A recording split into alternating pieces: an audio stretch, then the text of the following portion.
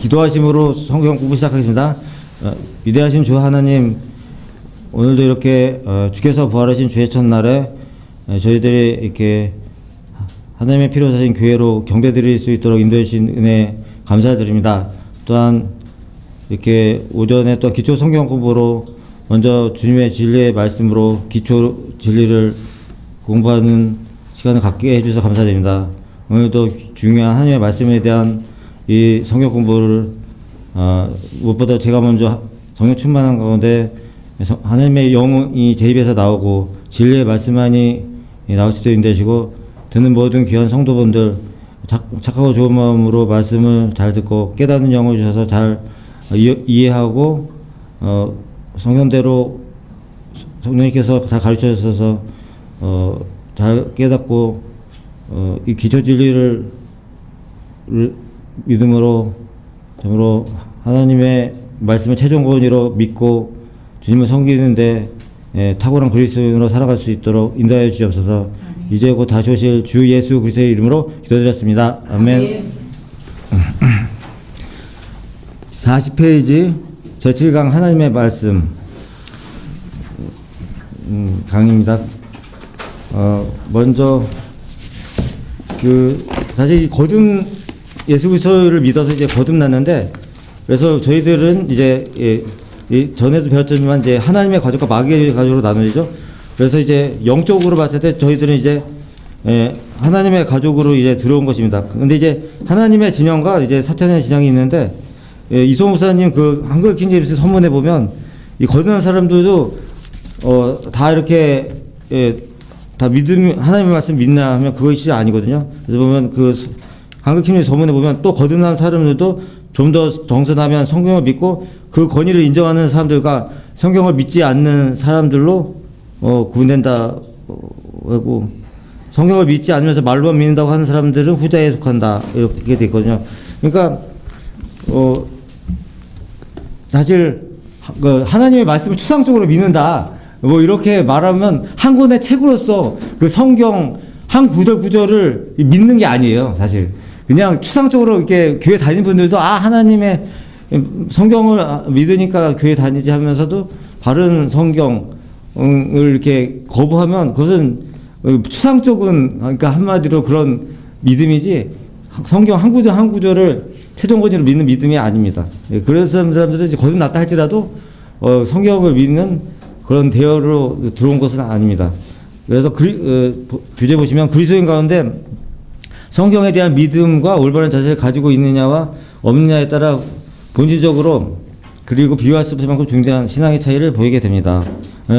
이 서문에 나온 것처럼 거듭난 사람들 중에서도 성경에 대해 바른 자세를 안 갖고 있는 사람들이 이렇게 하나님의 말씀을 최종적으로 믿을 수가 없고, 한 권의 책으로서 하나님의 말씀을 믿는 사람은 그 신앙의 본질이 달라요. 본질이 다릅니다. 그리스도인의 신앙, 우리 세상 종교는 기독교라고 하죠. 근데 그리스도의 신앙이 다른 모든 종교들과 구별되는 점은 하나님의 영감으로 기록된 성경에 대한 절대적인 믿음에 있습니다. 그래서 보면 사실은 기독교 하면은 다 십자가 막 하는데, 십자가 달면 다 기독교라고 하고 하는데, 사실 기독교는 그 십자가는 이제 어떻게 보면은 그것이 아니고 성경에 대한 믿음이 사실 그리스도의 신앙의 기초예요. 그래서 세상의 모든 종교들은 여러 가지 책들을 막 하고 사실 중요하게 여기지 않는데, 그래서 크리스천어티 기독교는 사실 체계 종교라고 할 수 있어요. 체계 종교. 피의 종교이고 또 체계 종교라고 할 수 있습니다. 모든 그리스도인은 하나님의 말씀인 성경을 자기 믿음과 삶의 절대적인 기준으로 삼습니다. 하나님의 말씀은 죄인을 거듭나게 할 때는 물론이요, 거듭난 하나님의 자녀들이 예수 그리스도의 은혜와 지식 안에서 자라가는데 절대적으로 필요합니다. 그리스도인이라면 자신의 모든 것을 걸고 믿고 따를 절대적인 기준이요 최종 관인 성경, 곧 하나님의 말씀이 있어야 합니다. 그런데 소위 기독교인이라고 하면서 이런 권위 있는 성경을 가지고 있지 않은 사람들이 많다는 것은 매우 안타까운 일입니다. 이번 주제를 공부하는 목적은 그리스도인이 성경을 자기 삶에서 직접적이고 세부적으로 활용하는 법을 배우고 익히는 데 있습니다. 그래서 보면 저희 이성호 목사님 설교에서 들었던 게 기억나는데, 세상에 이제 종교들을 보면 이제 책들이 있는데, 보면 예를 들어서 불교의 8만 대장경 있지 않습니까? 그 8만 대장경이니까 8만 개가 있는 거 아닙니까? 그런데 그렇게 많은데 뭐 그거 내용을 솔직히 모르고 불교 신자들도, 그리고 거기에 보면 죄삭슨 사망이란 구절도 없어요. 그러니까 사람의 최고의 문제가 사실 죽는다는 거 아닙니까? 죽는 거. 이 죽는 거에 대한 원인조차가 없는 게 뭐 세상 종교인 거예요, 사실. 무슨 좋은 말이 있어도, 아니 사람이 죽는데 그 죽는 원인이 뭐냐? 죄삭슨 사망이요. 딱 이 단순한 한 구절이 없는 게 없다는 것이죠. 근데 성경은 바로 그냥 본질을 뭐 설명을 할 필요 없이 죄삭슨 사망이다, 이 구절이 있지 않습니까? 네. 1. 하나님의 말씀은 죄인 하나님의 자녀를 거듭나게 합니다. 1. 우리는 하나님의 말씀을 믿음으로 거듭났습니다. 이 하나님의 말씀은 구체적으로 말하면 복음으로 전해진 말씀입니다. 저희가 믿었을 때 복음을 믿었고, 그 복음도 어디 따로 있는 뭐 게 아니라 바로 성경에 이 기록된 하나님의 말씀 복음을 믿고 구원받은 것이죠. 그래서 베드로전서 1장 23에서 25절을 찾아보겠습니다.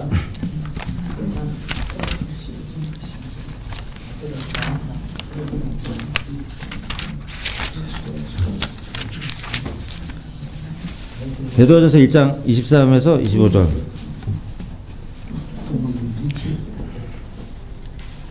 너희가 거듭난 것은 썩어질 시로 된 것이 아니라 썩지 아니할 시로 된 것이니 살아있고 영원히 거하는 하나님의 말씀으로 되었느니라. 이는 모든 육체는 풀과 같고 사람의 모든 영광은 풀의 꽃과 같으며 푸른 마르고 꽃은 져도 주의 말씀은 영원토록 남아 있음이라. 이것이 너에게 복음으로 전해진 말씀이니라. 예. 그러니까 저희들이 이 복음을 들었는데 그 복음 자체도 하나님의 말씀이고, 그 하나님의 말씀이 또 씨인데, 우리 세상에 어떤 씨도 우리가 태어난 육신의 씨도 그렇고 어떤 씨도 나무를 자라게 하거나 열매를 맺지만 그것이 영원하지 않잖아요. 다시 죽고. 그런데 저희들이 믿은 하나님의 말씀은 바로 이제 썩지 아니하시니까 저희들을 거듭나게 했고, 그 거듭난 우리의 영은 영원한 것이고, 저희들이 받은 영원한 생명도 그래서 영원한 생명인 것이 바로 하나님의 말씀이 썩지 않는 썩지 않는 씨이기 때문에 그렇습니다. 2번 사도 바울은 고린도전서 15장 1, 2절에서 우리가 전파된 복음을 굳게 붙잡고 헛되이 믿지 아니했다면, 즉 우리가 마음을 다하여 전파된 복음을 믿었다면 그 복음을 통하여 구원받은 것이라고 말합니다. 복음에는 믿는 모든 사람을 구원에 이르게 하는 하나님의 능력이 있다고 했습니다. 로마서 1장 16절이고, 그래서 우리 하나님의 은혜 복음이 기록된 말씀은 고린도전서 15장 1에서 5절. 형제들아, 내가 너에게 전한 복음을 이제 너희로 알게 하노니 이는 너희가 받았고 그 안에 선 것이라. 만일 너희가 내가 전한 복음을 굳게 잡고 헛되이 믿지 아니었다면 복음을 통하여 너희도 구원받은 것이라. 내가 받은 것을 먼저 너에게 전달하였나니 이는 성경대로 그리스도께서 우리의 제도를 인하여 죽으시고 장사되셨다가 성경대로 셋째 날에 다시 살아나셔서 게바에게 보시고 그의 12사대에게 보신 것이라. 고린도전서 15장 1에서 5절 말씀. 이 복음 자체가 능력이 있어서 사람을, 죄인들을 구원하게 하는 능력이 있는 것입니다. 그러니까 어떤 말에, 세상 사람들은 보면은 어떤 뭐 연설하는 사람들 보면 다 말에 재주를 하고 하지만, 그런 거 그냥 머리로만 이게 사람들이 막 좋아하고 하지만 아무 능력이 실제 없죠. 그렇지만 뭘 몰라도 복음 자체가 능력이기 때문에, 초등학생이 복음을 전하면 많이 배운 뭐 교수가 진짜 그걸 믿으면 구원 받는 것이죠. 복음 자체가 능력이 있어요. 복음 자체가. 복음이 어려운 것이 아니지 않습니까? 그래서 복음 자체가 하나님의 말씀이고, 그 말씀이 모든 사람 구원에 이르기에 능력이 있습니다. 3번 우리는 복음의 말씀을 듣고 믿음으로 구원받았습니다.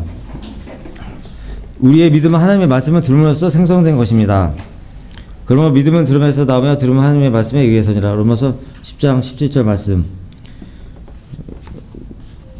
그러니까 복음의 말씀을 저희가 어떤 분이 전도지를 읽고 믿은 거다, 성경을 읽다 믿는 것도 다 그것도 사실 들은 거나 마찬가지예요. 우리 마음으로는 읽으면서 들은 것이니까. 그래서 그러니까 이제 전파하는 사람이 있었던 거죠. 전파하는 분들이 있었기 때문에 저희들이 들었고 그 들은 것도 하나님의 말씀을 들었기 때문에 저희들이 구원을 받은 것입니다. 들은 것인데 거짓을 들었다면 설사 우리 아무리 확신 있게 믿는다 해도 거짓이라면 우리는 구원받을 수가 없는 거죠. 예수 그리스도께서 죽으시고 부활하신 이 사실이 하나님 말씀이 기록되어 있고 그것이 하나님 말씀이 진리이기 때문에 바로 우리가 이제 그 사실을 적은 믿음으로 믿었던 확실하게 믿었던 구원받은 것입니다. 4번 하나님의 말씀은 흑암의 권세 아래 있는 혼들을 구원할 수 있습니다.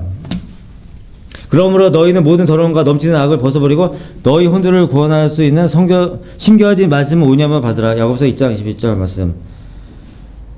이제 하나님의 말씀은 빛이시지 않습니까? 예수 그리스도가 빛이고 하나님의 말씀도 빛이에요. 그러니까 예수 그리스도는 하나님의 아들이시기도 하고 성육신 하기 이전에 하나님의 말씀이라고 부르시거든요. 하나님의 말씀이 사람으로 오신 분이 예수 그리스도시지 않습니까? 그런데 성경도 한 권의 책인데 하나님의 말씀들이라고 할 수 있어요. 성경에는 이제 많은 하나님의 말씀들이 있죠. 성경 구절들이 있으니까 그래서 삭제돼서는 안 되고 변개돼서는 안 되지 않습니까? 그러니까 예수 그리스도도 빛이시고 하나님의 말씀도 빛이시고 그래서 성경이 없었던 시대 그때를 암흑시대라고 하지 않습니까? 세상에서는 중세시대라고 하는데 중세 암흑시대죠. 암흑시대라고 성경을 봤을 때 암흑시대라고 합니다. 다크 에이지. 왜냐면 성경을 가톨릭이 못 읽게 했고 또 성경을 불태우고 성경을 믿는 사람을 불태우고 그래서 세상에 엄청 우상들과 미신들이 난무했지 않습니까? 가증스러운 종교행위들 이런 것들이 그런 것이 성경에 근거하지 않은 것이 실행이 됐는데 그러면서 사람들을 지옥으로 이끌었죠. 그것이 바로 성경을 사람들이 잊지 않았으니까 몰랐고 믿을 수도 없었으니까 세상에 어두웠던 거죠. 그러나 이제 성경이 빛이기 때문에 필라델피아 시대에는 성경이 이제 확산되는 시대니까 그때는 많은 사람들이 몰랐다가 하나님의 말씀을 듣고 믿어서 어둠에서 광명으로 이렇게 많은 사람들이 나왔죠. 그러니까 이제 흑암에 있는 권세들이 흑암에 권세에 있던 혼들이 하나님의 말씀으로 구원을 받을 수 있었던 것입니다. 그러므로 누군지 죄의 형벌로부터 구원받으려면 먼저 자신이 하나님 앞에서 지옥에 갈 수밖에 없는 죄인임을 알아야 하고 그런 자신을 구원하기 위해 하나님께서 계획하시고 완성해 놓으신 십자가의 구원, 즉 성경이 말씀하는 복음을 반드시 믿어야 합니다. 먼저 진짜 그 하나님의 말씀 자체는 능력 있고 그런데 사람들이 먼저 자신이 죄인이란 것을 인정을 하지 않고 죄 때문에 내가 죽어서 지옥 형벌을 받을 수밖에 없다. 이 사실만 인정한다면 반드시 그 복음을 믿으면 구원을 받는 것입니다. 그 십자가의 구원은 바로 성경이 말씀하신 복음이고요. 우리는 근데 이 복음이 또한 은혜의 복음이라고 하죠. 은혜의 복음. 성경에는 또 복음이면 여러 왕국 복음이 있고 그런데 이제 저희들은 십자가에서 예수님께서 죽으시고 부활하신 그 은혜의 복음이 있고 구원을 받은 것입니다. 그래서 성경을 읽는 사람은 그러니까 죄로부터 자유하게 되지 않습니까? 그래서 성경이 많이 확산된 미국이나 영국 예전에 지금은 뭐 거의 영국도 망했고 미국도 망해갖고 있다고 하지만 그런 나라들이 부흥할 때는 많은 이렇게 성경이 확산됐고 그래서 성경이 나라가 부강해졌죠. 그래서 성경을 읽는 사람은 노예로 만들 수 없다 이런 말이 있어요. 그러니까 성경이 많이 확산된 나라는 카톨릭 공산주의 이런 식으로 가질 않아요. 근데 그렇지 않게 됐을 때 그렇게 사회주의, 공산주의, 카톨릭으로 이렇게 간 경우가 많습니다. 이번 하나님의 말씀은 구원받은 성도를 성장하게 합니다. 이 하나님 말씀에 거듭난 성도는 역시 하나님의 말씀에 의해 자신의 영적 생명을 유지하고 성장시킬 수 있습니다. 하나님의 말씀은 성도를 성장하게 해주는 영적 양식입니다. 이 영적 양식은 완전하고 균형 잡힌 최상의 음식입니다. 우리 겉사람에게 아래와 같은 영양분이 꼭 필요하듯이 성령으로 거듭난 속사람에게도 건강하게 살 수 있도록 돕는 이처럼 완벽한 식단이 필요합니다. 그래서 하나님의 말씀은 양식으로 불리고 예수님께서도 사람이 빵으로만 사는 것이 아니라 하나님의 입에서 나오는 모든 말씀으로 사느니라고 하셨지 않습니까? 그래서 이 우유로 하나님 말씀을 우유로, 꿀로, 사과, 채소, 빵, 고기 이렇게 성경은 말씀하고 있습니다. 그래서 베드로전서 2장 2절 해서 확인해 보겠습니다. 우유라고 불리는데 베드로전서 2장 2절. 가난 아기들로서 순수한 말씀의 젖을 삼아라. 이는 너희가 그것으로 인하여 자라게 하려 함이니라. 말씀의 젖이라고 하죠. 그것으로 인하여 자라게 함이라고 했습니다. 구원 받은 분이 바로 아기로 태어난 거잖아요. 새로운 출생을 했는데 우리 육신도 이제 아기도 태어나면 바로 고기를 먹거나 밥을 먹을 수 있는 것이 아니라 젖을 먹지 않습니까? 그래서 우유. 그래서 그 태어난 아기들은 바로 젖이 필요하듯이 이제 거듭난 성도들은 하나님의 말씀으로 이제 자라기 시작하는 것입니다. 그것이 이제 우유로 성경은 말씀하고 있죠. 그래서 우유에는 젖에는 단백질이 있고 칼슘이 있고 각종 비타민들이 포함되어 있습니다. 그래서 그리고 하나님의 말씀은 이번 꿀로 이제 성경에서는 말씀하고 있습니다. 꿀은 포도당에 해당되죠. 시편 119편 103절만 이제 찾아보겠습니다. 시편 119편 103절.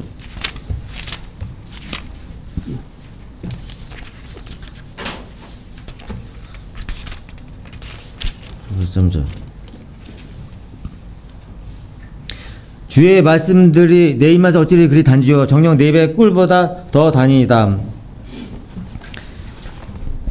다윗의 고백이죠. 시편 119편 자체가 이제 말씀에 대한 장인데 포도당에 해당됩니다. 그리고 3번 사과. 성경은 비타민, 사과엔 비타민이 있죠. 잠언 25장 12절 말씀 보겠습니다. 음식에는 여러 가지 영양소가 있는데 이제 잠언 25장 12절.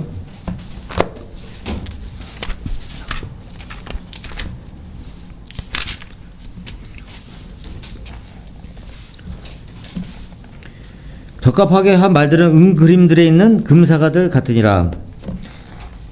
말들 적합하게 말이라고 했는데 이제 사과, 비타민, 그리고 4번 또한 하나님의 말씀은 채소로 비유되고 있습니다. 로마서 14장 2절 말씀. 채소에도 비타민이 있죠. 로마서 14장 2절. 로마서 14장 2절.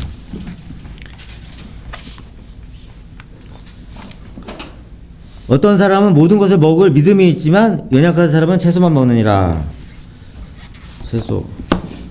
그리고 하나님의 말씀은 빵으로 말씀하고 있습니다. 빵에는 탄수화물이 있죠.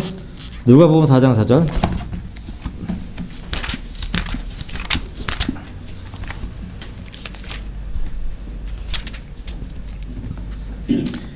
예수께서 그에게 대답하여 말씀하시기를 기록되었으되 사람이 빵으로만 사는 것이 아니요 하나님의 모든 말씀으로 사느라고 하시더라.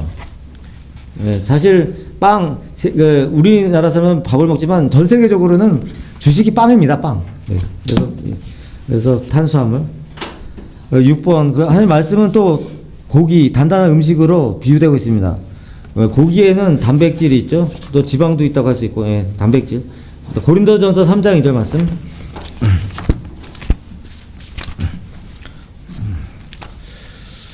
고린도전서 3장 2절.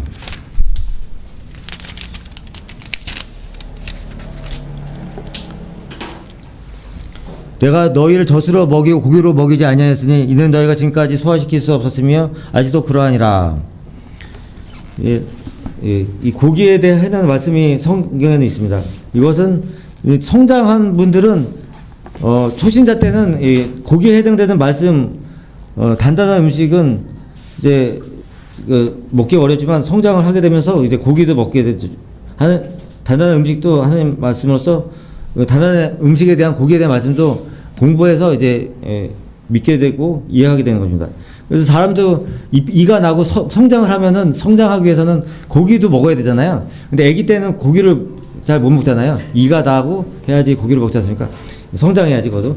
그런 것처럼 청년으로 더 쭉쭉 성장하려면 고기를 반드시 먹어야 될 것처럼 하나님 말씀에도 단단한 음식인 고기 같은 말씀이 있습니다. 그 말씀들도 어렵지만 이제 공부를 해야죠. 3번 하나님 말씀을 상징하는 것들이 우리에게 훌륭한 영적 교훈을 주고 있습니다. 성경에는 하나님 말씀에 예시해주는 7가지 상징들이 있습니다. 씨와 칼, 불, 망치, 거울, 등불, 음식 등이 그것입니다. 이 말씀들을 이제 하나하나 살펴볼 것인데요. 보면 이 7가지가 사막이나 정글, 사람이 무인도에 가서도 이 7가지만 있으면 사람이 살 수 있다고 하네요. 먼저 하나님의 말씀은 1번 하나님의 말씀은 씨입니다. 이 씨가 사람의 마음에 뿌려져서 뿌리를 내리면서 그를 거듭나게 합니다. 누가복음 8장 12절 말씀. 저희들에게 뿌려진 하나님의 말씀, 그게 씨가 저희들 안에서 열매를 맺었기 때문에 구원을 받은 것입니다. 말씀을 듣는다고 다 구원받는 게 아니잖아요. 저희들이 뭐 거리에서 전도지 나눠주고 복음을 전할 때 모든 사람들이 말씀에 아멘하고 믿겠다고 하지는 않지 않습니까? 누가복음 8장 11절 말씀. 이제 그 비유는 이것이라. 그 씨는 하나님의 말씀이요. 씨가 하나님의 말씀이라고 예수님께서 그 비유를 설명해 주시죠. 그리고 2번 하나님의 말씀은 칼입니다. 성경은 그 말씀을 듣는 사람들에게 양심의 찔림을 주는 날카롭고 예리한 칼입니다. 또한 성경은 마귀를 대적하는 성도가 하나님의 젖은 갑옷을 입고 반드시 갖추어야 하는 것이 성령의 칼인 하나님의 말씀이라고 말씀합니다. 영적 무장에 있어서 전쟁이라고 하면 칼이 있어야 되죠. 근데 이제 이소 목사님도 전에 얘기한 것처럼 바른 성경은 뭐 한글 긴전 성경을 말하는 거죠. 양날이 시퍼렇게 선 칼이죠.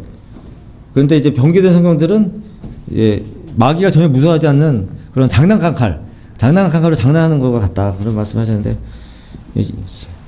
또한 그래서 성령의 칼, 하나님의 말씀 성령의 칼이라고 말씀합니다. 그래서 성령의 칼을 칼로 휘두르는 것처럼 저희는 어떤 이단적인 사상을 갖고 있는 사람이 저희들에게 막 주장할 때 내 생각을 말하면 안 되고 칼을 휘둘러야 되잖아요. 그러니까 하나님의 말씀으로 그 사람의 거짓 이단 교리를 대적해야 하는 것입니다. 또한 구원의 투구와 성령의 칼, 곧 하나님의 말씀을 가지고, 에베소 6장 10절 말씀, 칼이라고 하죠. 하나님의 말씀은 칼입니다. 하나님의 말씀은 살아있고 활력이 있어 양날이 있는 어떤 칼보다도 예리하여 혼과 영 그리고 가정의 것을 찔러 가르고 마음의 생각과 의도들을 판별하느니라. 히브리서 4장 12절 말씀. 하나님의 말씀이 이 세상에 어떤 칼 그런 것보다도 예리해서 저희들을 믿었을 때 이 칼이 저희들의 이제 혼과 영을 가른 것입니다. 혼을 또 몸에서 갈랐죠. 그것을 이제 영적 할례, 그리스도의 할례라고 하는데, 그것은 그래서 그 말씀으로 저희들이 혼이 몸으로부터 자유하게 된 것이고요. 그래서 죄가 우리 혼에 영향을 미치지 않는 것입니다. 예전에는 거듭나지 않았을 땐 죄와 몸과 혼이 딱 붙어 있었을 때, 구약에서도 그때도 혼과 몸이 붙어 있는데, 하여튼 죄를 지으면 혼이 더러워졌고, 저희들도 죄를 지으면 혼이 더러워져서 그냥 죽으면 바로 지옥에 갈 수밖에 없어요. 그 죄를 갖고 어떻게 하늘에 갑니까? 죄가 없는 하늘에 갑니까? 그런데 구원이 완전히 영을 보장하는 건 하나님의 말씀이 이 세상 어떤 레이저 수술보다도 더 완벽한 거죠. 보이진 않지만 성령의 역사로 저희들에게 혼이 몸으로부터 배워내서 혼이 몸으로부터 이제 자유롭게 된 것이죠. 그러니까 죄가 혹시 죄의 몸이 있지만 몸이 죄를 져도 혼이 그 죄로부터 죄가 전염이 안 되는 것입니다. 그러니까 구원은 영원히 보장되는 것이죠. 그렇지만 죄는 죄이기 때문에 육신이 죽을 수가 있는 거죠. 빨리 사람이 병들 수 있고, 그러니까 계속해서 죄의 삶을 산다면 그럴 수 있다는 것입니다. 3번 하나님의 말씀은 불입니다. 이 불은 이 말씀을 듣는 사람들 안에 있는 모든 의심과 불신과 온갖 더러운 부수문들을 소멸시키는 타오르는 말씀입니다. 그때 내가 말하길 나는 그를 언급하지 아니하고 더 이상 그의 이름을 말하지 아니하려 하였으나 그의 말씀이 내 마음속에서 내 뼈 속에 사무치는 타는불 같아서 내가 참기 지졌고 또 견딜 수 없었나이다. 에레미야 20장 9절 말씀. 그러니까 하나님의 말씀이 그러니까 한마디로 성령 충만하면 이게 에레미야의 고백인데, 에레미야도 그 당시 이스라엘 사람들에게, 유대 백성에게 전파했지만 그들이 이제 안 들었고 하니까 이제 너무나 이제 절망해서 이제 난 하나님의 말씀을 전하지 않겠다 했지만 그 말씀 자체가 불같이 자기화돼서 타오르고 뼈 속에 뼈의 골수까지 타는 것처럼 태우니까 도저히 그 역사를 참기가 지쳐서 다시 말씀을 전했다는 것이죠. 예. 그래서 하나님의 말씀이 저희들 안에 역사하면 반드시 불처럼 역사를 하는 겁니다. 그러니까 성령의 역사는 또 불과 같은 거거든요. 또 성령은 또 기름 같아서 기름에 불이 붙으면 역사가 일어나죠. 예. 그럼 4번 하나님의 말씀은 망치입니다. 성령은 강력하게 듣는 사람의 단단하고 바위 같은 마음을 부숴 깨트립니다. 주가 말하노라 내 말이 불같지 아니하냐 바위를 부숴 조각내는 큰 망치 같지 아니하냐. 예레미야 23장 29절 말씀. 그래서 망치는 부수는 거지 않습니까? 그러니까 사람들의 마음은 그러니까 사실 그 복음서에도 그 하나님 말씀 씨라고 하는데 돌짝밭에 떨어지고 길가에 떨어지는 그런 하나님의 말씀은 이렇게 열매를 맺지 못하잖아요. 그렇게 나오는데, 그런데 하나님 말씀 자체가 망치이기 때문에 돌짝과 같은 마음도 계속 그 사람에게 전하면 망치가 그 돌을 깨잖아요. 그러니까 한 번에 뭐든지 열매를 맺었다고 보시면 안 돼요. 말씀을 전하면 또 기도를 같이 하면 돌짝밭 같은 마음도 이렇게 깨지면 부드러운 마음 흙으로 변해서 언젠가 이제 그게 언제일지 모르지만 열매를 맺을 수가 있는 것입니다. 예, 그러니까 하나님 말씀이 능력이 있어요. 바로 그 사람이 거절해도 마음에 상처를 입는다니까요. 예. 5번 하나님의 말씀은 거울입니다. 성경은 자기 자신을 비추시는 반사경입니다. 예. 누구든지 하나님께서 자신을 어떻게 보고 계시는가를 알려면 성경을 읽고 그 말씀을 자신을 비춰보면 됩니다. 그러나 너희는 말씀을 행하는 자가 되고 단순히 듣기만 하는 자가 되어 자기 자신을 속이지 말라. 누구든지 말씀을 듣기만 한 자가 되고 행하는 자가 되지 않으면 그는 거울로 자기의 타고난 얼굴을 보는 생각 같으니 이는 그가 자기를 보고서 가서 즉시 자기가 어떻게 생겼는지를 잊어버립니다. 그러나 자기의 온전한 법을 주시하고 그 안에 계속 머물러 있는 자는 듣고 잊어버린 자가 아니라 오히려 실행한 자니 이 사람은 그의 행실로 복을 받으리라. 야고보서 1장 22절에 25절 말씀. 예, 거울은 무엇입니까? 자기의 현재의 모습을 비춰주는 거예요. 말씀이. 사진은 우리가 뭐 기념으로 찍잖아요. 그러면 사진 찍으면 사진 찍은 게 바로 어제의 사진일 수도 있고 뭐 한 달 후, 1년 후, 뭐 20년 전의 사진이면 그때의 모습은 과거의 모습이에요. 지금은 전혀 달라져 있어요. 그래서 사람들은 그리스 이제 우리 성령되는 대열의 참여분들도 오래됐다고 옛날에 내가 뭐 했지? 옛날에 뭐 했지? 옛날에는 그랬지만 지금은 뭐 하고 되는 거죠. 예, 그게 근데 말씀은 그 사진이 아니라 거울인 것처럼 지금 나의 모습이 어떠냐를 해서 내가 지금 어떤 영적 상태에 있는가, 내가 또 어떤 지금 죄를 생각하고 있고 죄를 졌나 그걸 알려줘서 바로 그 말씀으로 자신의 그 오점 같은 걸 발견하게 하시고 고치게 하시고 하시는 거울입니다. 예. 그리고 6번 하나님의 말씀은 등불입니다. 성경은 성도를 매 순간 앞길을 인도해주고 죄 많은 이 어두운 세상에서 나아갈 길을 비춰주는 생명의 빛입니다. 주의 말씀은 내 발의 등불이요 내 길의 빛이니이다. 시편 110편 배우자 말씀. 예, 참 이 세상 자체가 죄 많은 세상 아닙니까? 예, 어두운 세상이죠. 그래서 이건 세상 사람들도 뭐 그 삶이 어두우니까 막 노래도 부르고 하는데 예, 그런 걸로는 위로를 받을 수 없죠. 주의 말씀이 이 어두운 세상에서 저희가 이제 앞길에 실족치 않게 해주신 등불입니다. 어두운 길을 갈 때 등불로 이렇게 앞을 비춰야지 발에 돌불에 걸려 넘어지지 않지 않습니까? 그런 것처럼 성경은 거짓 교리의 위험으로부터 또 거짓 교사들로부터 우리를 지켜주고 피하게 해주는 등불과 같습니다. 그리고 또 여기에 나오지 않지만 이렇게 두 가지를 더한다면 하나님의 말씀은 길을 안전하게 안내하는 여행지도와 같고 또 나침반과도 같습니다. 이게 여행지도와 나침반을 갖고 이렇게 가면은 정확한 여행을 할 수 있죠. 근데 잘못된 여행지도와 나침반을 가지고 가면은 길을 잘못 들게 되고 낭떠러지가 길인 줄 알고 가다가 떨어질 수도 있는 것이고 그렇지 않습니까? 하나님의 말씀인 성경은 그리스도인에게 유익을 주는 하나님의 말씀입니다. 하나님의 선물입니다. 예. 하나님의 말씀인 성경은 그리스도인에게 유익을 주는 하나님의 선물입니다. 선물이죠. 말씀 자체가 선물이죠. 1. 하나님의 말씀은 그리스도인의 삶을 위한 사용자 지침서와 같으며 믿음과 실행의 모든 문제를 판단하는 최종 권위입니다.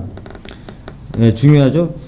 예, 최종 권위. 사실 이 성경대로 믿는 교회에 왔을 때 처음 듣는 용어 중에 하나가 최종 권위라는 말입니다. 이건 저도 전에 다른 교회에서 한 번도 들어보지 못한 용어입니다. 예.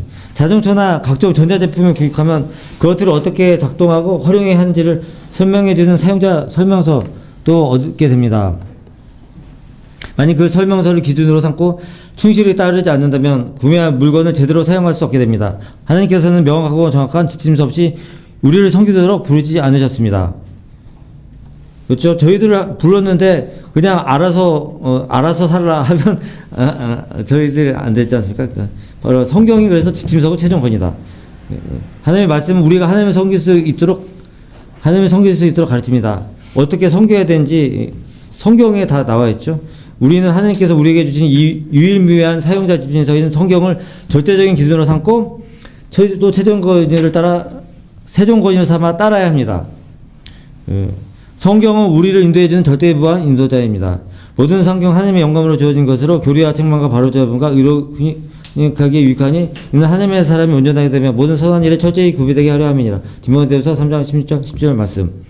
그래서 성경은 최종 권위라는 게 뭐냐? 신학과 교리에서도 다 최종 권위이고 어떤 이단 교리, 사이비 이런 사람들을 판단할 때도 복음을 전할 때도 당연히 최종 권위가 되겠지만 모든 것에 최종 권위가 맞아요. 왜냐하면 그러니까 성경으로 사실 모든 거 정치 경제에서 예수 살까지 다 판단할 수가 있습니다. 예. 그건 그런데 이제 어떤 경우는 성경을 판단 못하는 것은 이제 하나님께 기도함으로 판단할 수가 있고 그리고 또 상식으로 판단해야 됩니다. 예전에 이성엽 사님도 세상은 복잡한 일들이 있잖아요. 그런데 어떤 것에서 성경을 판단하기 애매한 부분들도 많습니다. 사실 그럴 때는 하나님께 기도함으로 우선 영적 직관을 딱 줘요. 그럴 때 이거는 분별력이죠. 그게.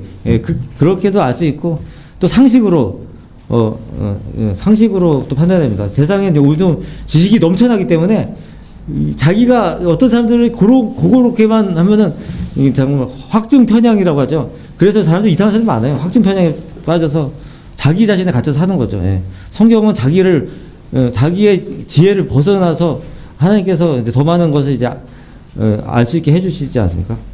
이 하나님의 말씀은 그리스도인을 정결하게 지켜줍니다.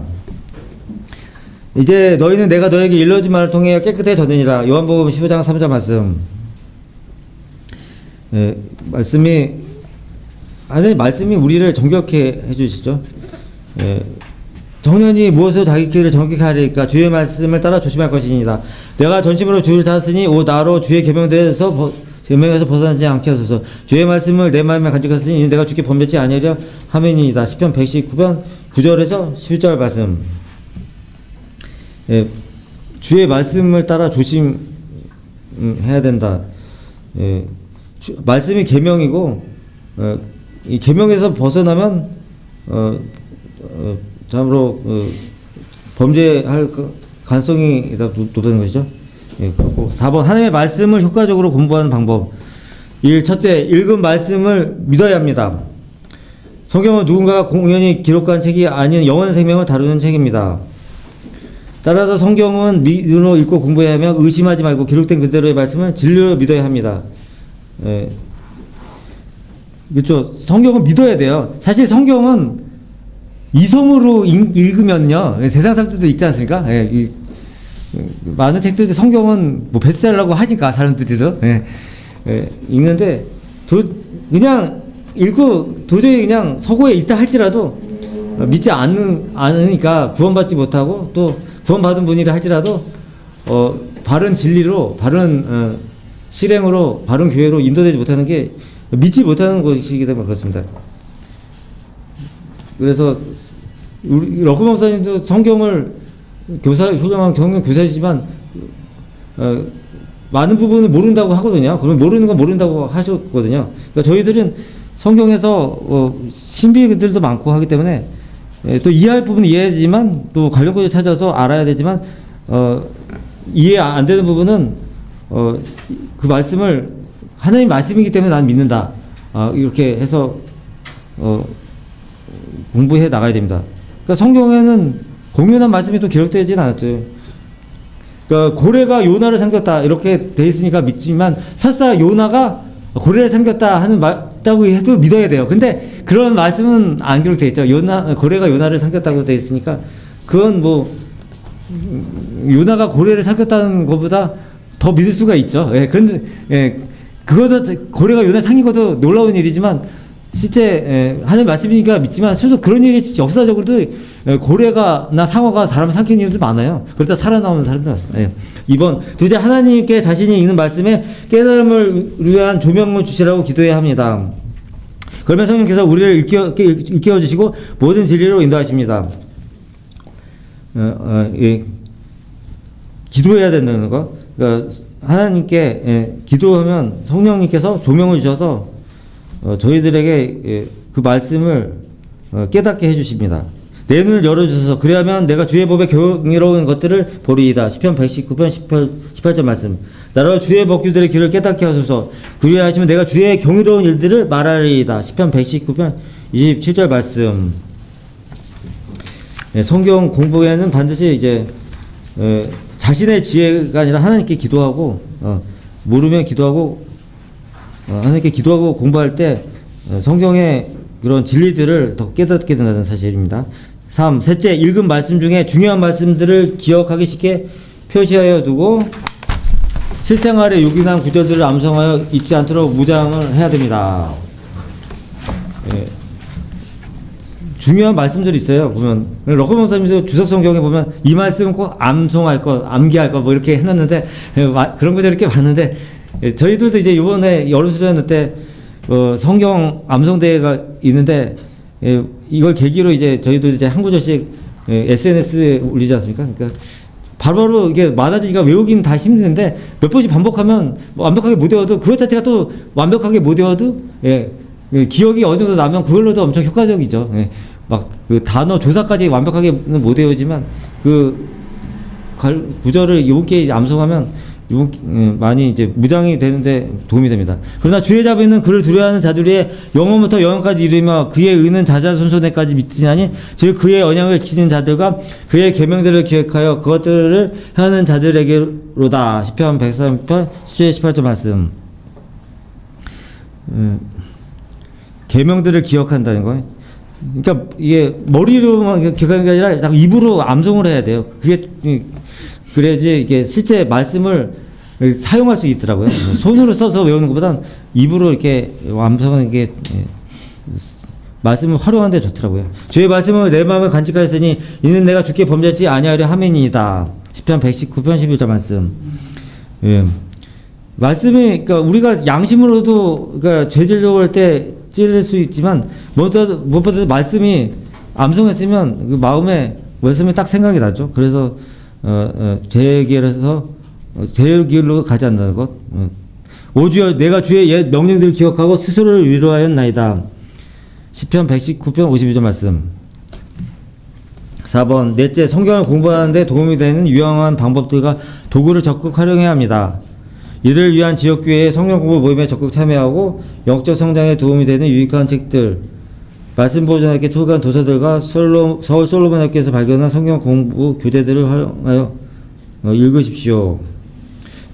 성령 하나님께서는 이러한 은혜의 여러 방법들을 통해 우리를 더 많은 지각으로 일깨워 주실 것입니다. 보면 이제 우리가 이제 지금 성경 공부를 하고 있고 또 저희 목사님들 지금 성공하고 있죠. 적극적으로 참여해야 되고, 그리고 여러 가지 책들이 말씀드린 책들이 많은데 사실 이게 초신자 단계에서는 조직신학이라든가 여러 로크만 주석서들이 좀 어려워요. 예, 비평하는 것들도 많기 때문에. 그러면 근데 지금 솔로몬 학교의 일일 특강 같은 거 저희도 이제 많은 성도님들이 참여하고 있지만 참여해서 공부하면 좋고, 설사 참석을 못 하시는 분들도 솔로몬 학교 그 성경 공부 교재가 좋습니다. 완전히 그 핵심적인 것만 써놨기 때문에 그 주석서보다 더 효과적으로 빠르게 성경 갖고는 공부하는데 제가 공부해 보니까 많이 유익하더라고요. 예, 그렇습니다. 이상으로 한 해의 말씀 기초 성경 공부를 마치겠습니다.